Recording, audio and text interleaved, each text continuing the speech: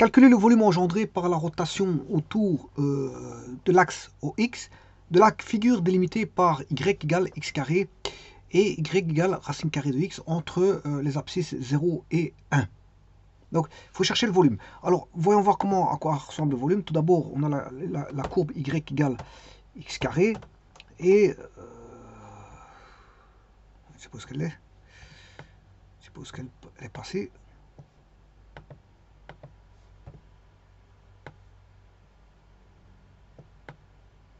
Ouais, c'est parce que je me suis situé là. Ouais, j'aurais dû pas la faire là. Bon, je me suis situé au niveau de l'espace de travail de l'espace 3D.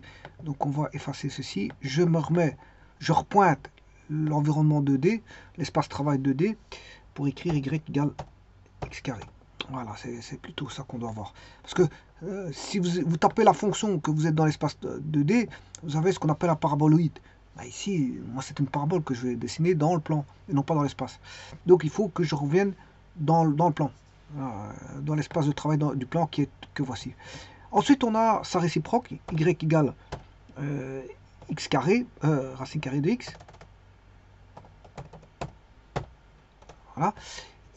L'intersection, ben, elle est en 1. Voilà. Vous voyez l'intersection là-bas. Voilà, pour le carré de 1, ça fait 1, et racine carrée de 1, ça fait 1. Il n'y a pas besoin de chercher d'intersection, puisqu'on sait bien que c'est 1. Donc, on partira du point 0, 0 au point 1, 0. 0, 1, je m'excuse. 1, 1. À ce point-là, c'est 1, 1. Bon, alors de deux choses l'une, je peux créer une surface de la façon suivante. Surface. Bon, bien sûr, pour ça, il faut que je mette un angle. Je vais mettre un curseur d'angle. Bon, l'angle, je vais le mettre 0 à 360, pourquoi pas. Et ici, je vais mettre, créer la surface. Bien sûr, je vais le faire avec y, avec x carré, y égale x carré, virgule alpha. Voilà. Et là, vous voyez que si je tourne d'un angle alpha, se crée la surface dans l'espace 3D. Voilà, on a ceci. Voilà,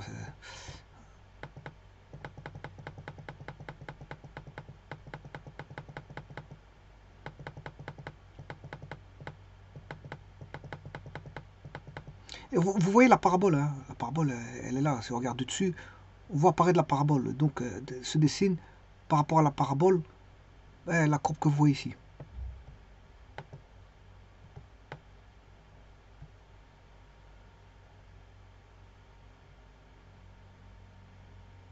Voilà, la révolution donne ceci. Alors, j'aurais pu le faire autrement.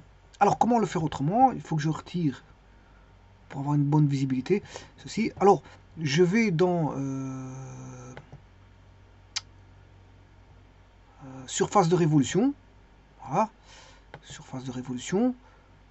Tourner, alors je pointe. Il va tourner autour de l'axe de X, hein, la courbe autour de l'axe. Je vais choisir la parabole. Voilà, il l'a fait. Donc là, je l'ai fait de deux manières. Donc là, j'ai une sur l'autre. J'ai une sur l'autre là. Il y a deux courbes. Alors, si j'en retire une, bien sûr, apparaîtra, je dirais, voilà, ceci. Bon, maintenant, je vais faire de cette manière-là. La deuxième. Bon, je vais tourner entre la surface, laquelle celle-ci hauteur de l'axe X. Voilà, et là vous avez la deuxième figure, paraboloïde. On a un dessin de paraboloïde.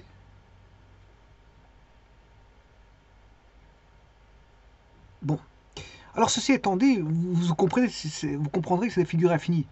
Donc moi je vais me cantonner, ne pas dessiner des courbes infinies comme le sont toutes ces figures. Donc je vais me cantonner entre 0 et 1. Je vais délimiter de 0 à 1. Donc si on est compris entre 0, x et 1, ben, je vais dessiner x carré. Voilà. bon, ça veut dire que je vais retirer cette courbe-là. Comme ça, j'ai qu'une partie. Et de nouveau, si donc on est compris entre 0 et 1, ben on aura sécurité de x. Voilà, et là, je peux repartir, c'est reparti là. De telle manière, bon, je fais un zoom, bien sûr, pour mieux voir la chose. C'est ceci qui m'intéresse. C'est ceci qui m'intéresse. Donc, je vais tout retirer. La surface infinie, cette surface infinie, cette surface infinie. Alors, bien sûr, je vais faire un zoom de tout ça. Donc, on a ceci. Il ne faut pas sortir non plus. Et là, c'est mieux parce qu'on va recadrer les choses. Donc, je vais faire une rotation de la surface de ceci.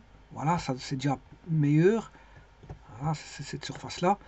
Et une rotation de cette surface-là. Voilà. Et les deux vont faire apparaître voilà, ceci. Et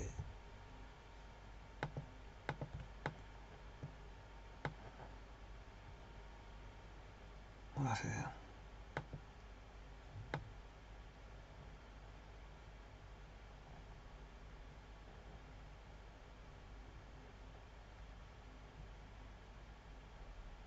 donc on a un aspect extérieur et intérieur voilà, de ceci.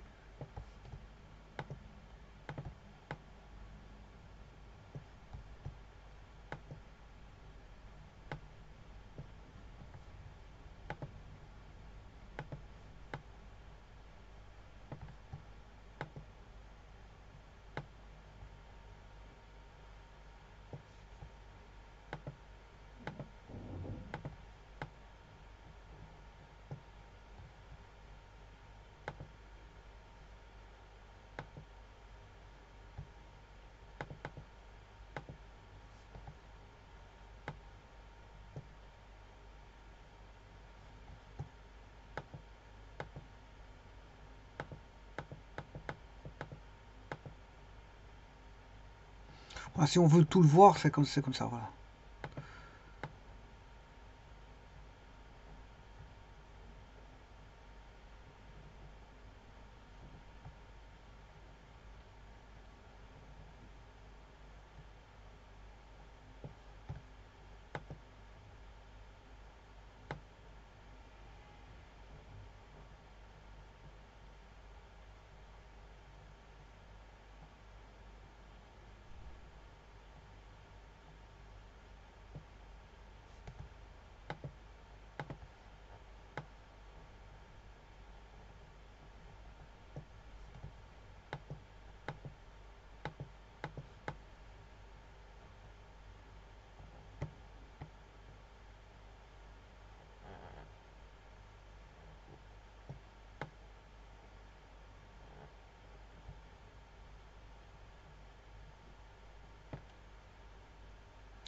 Voilà. Et donc vous voyez à quoi ça ressemble cette forme-là. Bon. Et donc il faut chercher le volume là, qui est mentionné ici.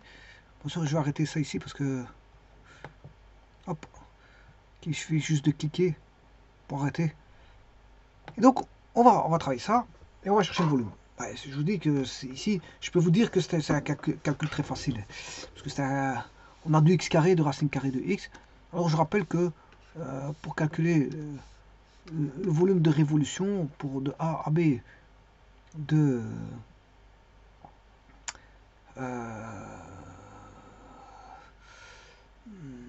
la fonction c'est x carré, donc c'est pi f de x au carré d'x, c'est juste ça.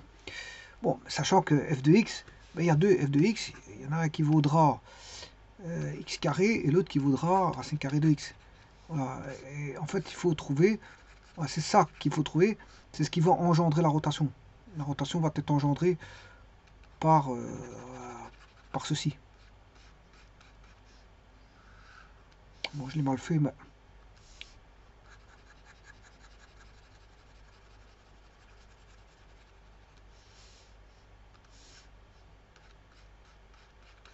la rotation autour de l'axe des X.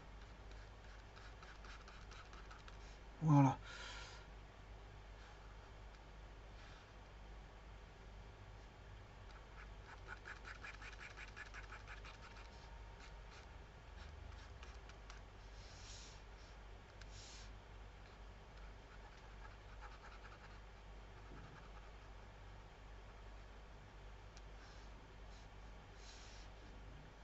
On pourrait dire que l'axe des X, par exemple, est comme ceci.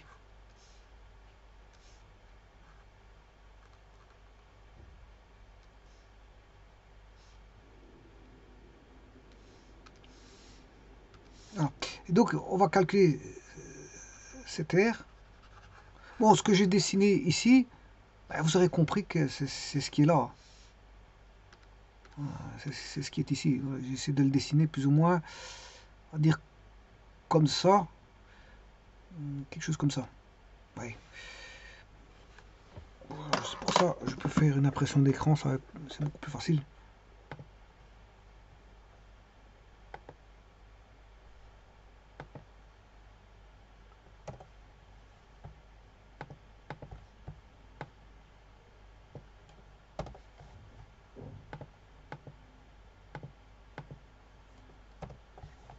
C'est ce que j'ai voulu dessiner. Voilà, bon, j'ai pas été précis. Voilà, on va dire ça comme ça. Donc il faut que j'enlève le superflu.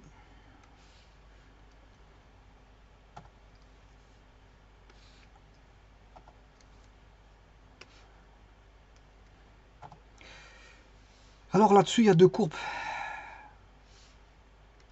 Deux courbes qui se cachent. Puisqu'il y en a une qui est comme ceci. Il y en a une seconde qui est comme ça. Donc je vais soustraire le volume de l'un par rapport à l'autre. Donc, alors je vous rappelle que celle-ci c'est racine carrée de x. Donc c'est celle du dessus moins celle du dessous. Celle du dessus moins celle du dessous en volume. Donc ce sera pi intégrale de 0 à 1 parce qu'on va de 0, je l'ai coupé en 1. Alors là je peux mettre un plan. Hein. Je peux mettre un plan x égale 1.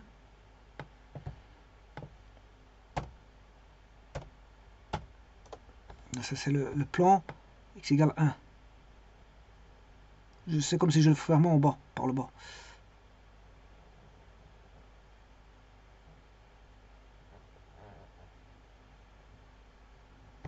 Donc je vais de 0 à 1. De 0 à 1. Donc on va calculer ceci. Il faudra faire une soustraction de deux volumes. Pi intégrale 0, 1, 0 en x, ça c'est en x, moins dx par rapport à la rotation autour de l'axe dx. Donc et la courbe la plus, celle qui est comme ceci, c'est racine carrée de x. Donc c'est celle-ci qu'il faudra prendre. Par contre, l'autre, celle qu'il faudra prendre, c'est x carré. Et je vous rappelle que pour calculer un volume, il faut mettre au carré. En calculant ça, vous aurez le volume de la surface de révolution donnée par les deux courbes qui va tourner autour de l'axe des x. Vous aurez le volume. On va calculer ce volume-là, combien il fait.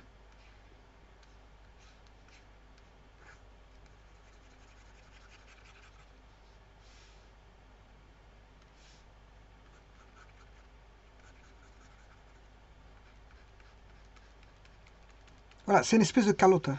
C'est une espèce de calotte.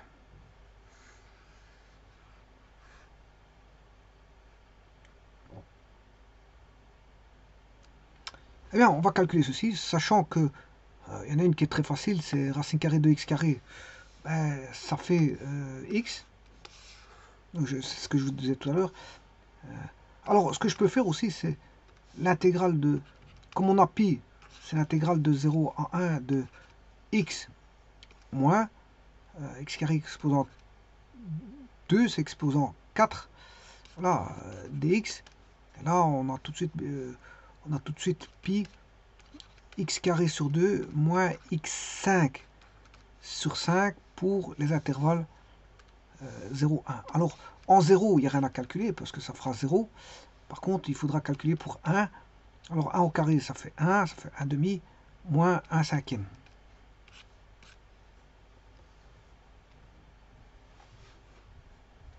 Alors, 1 demi, on va faire 1 demi moins 1 cinquième. 1 demi moins 1 cinquième de pi. Donc, c'est sur 10. On aura 5 moins 2 pi, ce qui fait 3 dixièmes de pi unité de volume. 3 dixièmes de pi unité de volume. Donc, la réponse, c'est 3 dixièmes de pi unité de volume. Je vous remercie.